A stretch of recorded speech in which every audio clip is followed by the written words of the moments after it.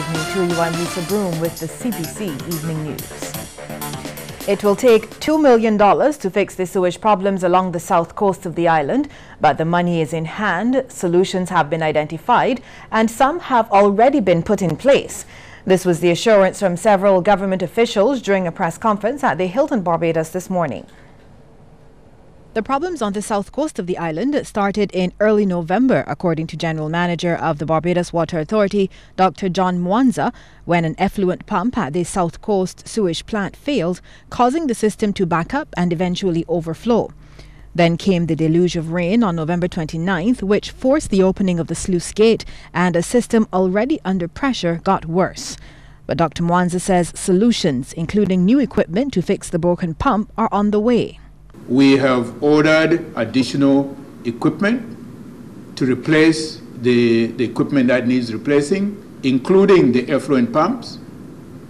We have also embarked on an intensified flushing system for our sewer network. We'll be flushing the systems at night to try and get some of that grease out of the network.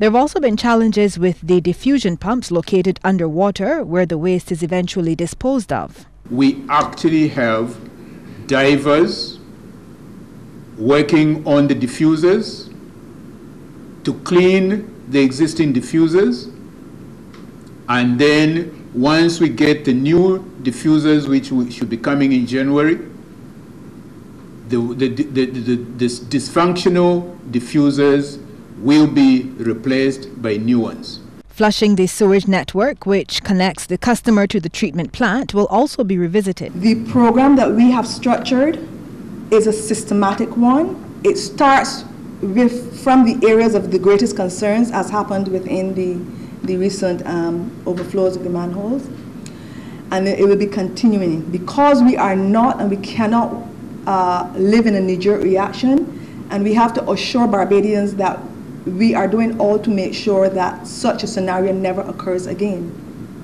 This program will be continuing for the entire of 2017. Chief Executive Officer of the Barbados Tourism Investment Incorporated, Stuart Lane, says financing these solutions falls under their Urban Rejuvenation and Programming Department. It's not a simple case where you can buy these items off of a shelf. You have to actually order them and have them made, and that's going to take 8 to 10 weeks, well, 8 weeks for importation and 2 weeks for installation. So basically that's the timeline. The parts have already been ordered, and we are pleased to announce that there's no issue with funding. We actually have the cash to do this, and we are ready to pay the bills as they come in. Director of Wastewater Recovery, Patricia Innes, says an extensive public education program is ready to be put in place, including a BWA presence on Facebook and Twitter. Meanwhile, officials don't expect any major fallout for the tourism industry as a result of the problems along the south coast. Acting Chief Executive Officer of the Barbados Tourism Marketing Incorporated, Neville Boxall, says checks with several international partners as recently as last night have not indicated the industry will be impacted. We, at this stage, believe we continue to be on track to achieve roughly a 6% growth on last year for 2016, and at this point in time we've not changed the projections for 2017. The response from the tour operators has indicated that they have not been hearing anything from the consumers. I think that while this issue has been a significant one on social media within Barbados, it has not reached that critical mass internationally where it has become so widespread an issue that it is immediately impacting on our forward bookings. Well, there was, however, some mention of the problems at Worthing Beach on TripAdvisor, and Mr. Boxall says they plan to notify the travel site of the steps being taken to rectify the situation. He says the properties affected are small and their traditionally special relationship with their guests will help with the management of the problem. That makes it easier for them to address almost on a one-on-one basis than if this had gone, if this had exploded and where we would have needed to do a mass market campaign globally in order to try and address the adverse effects. So our hope is that those smaller hotels that have been affected can know that we've put remedial measures in place. They can now get back in contact with their clientele, some of them who would be repeat clientele in many cases, and let people know that the problems have been solved and that we don't expect that there will be any reoccurrence of the problems, certainly in the foreseeable future. In other news now, a St. Michael woman is in stable condition at hospital, recovering after being struck by a car at the Bussa roundabout in Haggett Hall. 54-year-old Myra Codrington, who also lives in the area, was hit on one of the pedestrian crossings at the roundabout about 10 minutes to 8 last night. The driver of the car involved is Ryan Adderley, a 42-year-old Mount Bevertor St. Peter resident. People gathered at the scene where the accident occurred, trying to help Codrington, who complained of pains about the body. She was rushed to the Queen Elizabeth Hospital by ambulance, where she's being treated for her injuries. Well, we're hearing that operations at the Barbados Postal Service have been hit by the flu. Shane Seeley has that story. It may take a little longer than usual to get your mail. In recent weeks, the Barbados Postal Service has seen several workers sending in sick papers after reportedly coming down ill with the flu.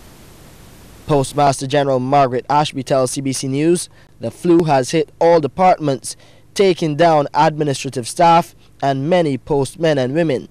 Some workers have been forced to stay out of the office for between 2 to 3 weeks, trying to recover. This has put a strain on the already thin resources of the service at what is the busiest time of the year for the post office, the Christmas season. It seems to be something that is touching a number of individuals, and sometimes we also have persons who come back out. They're not quite there, but they know the strain on the department and not having persons substitutes, and they come and try to push. But Ms. Ashby says other workers have been stepping up to the plate, going beyond the call of duty. Sometimes individuals may call me and ask if they can work on Saturdays, and this is working free of cost because they realize mail is piling up. They realize that we need to reach our standards and our targets, and so they are selfless.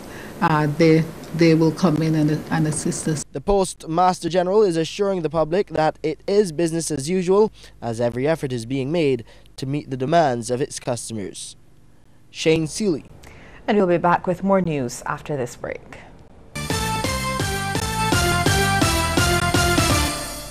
This Christmas, Jordan Supermarket has great bargains just for you. Raisins $3.99 per pound, cherries $6.50 per pound, pitted prunes $8.50 per pound, currants $5.99 per pound. And don't forget your ham, turkey ham, cola tonic, beers, malts, plus soft drinks and all your other grocery needs. Merry Christmas from all at Jordan Supermarkets.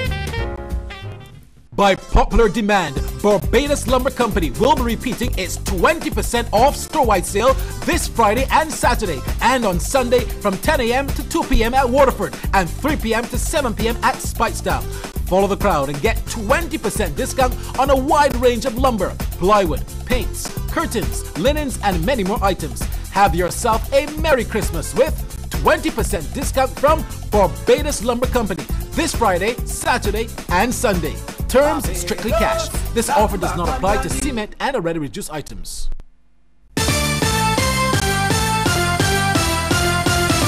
2016 has been a challenging year for business in Barbados, but there are hopes there will be a rebound in 2017.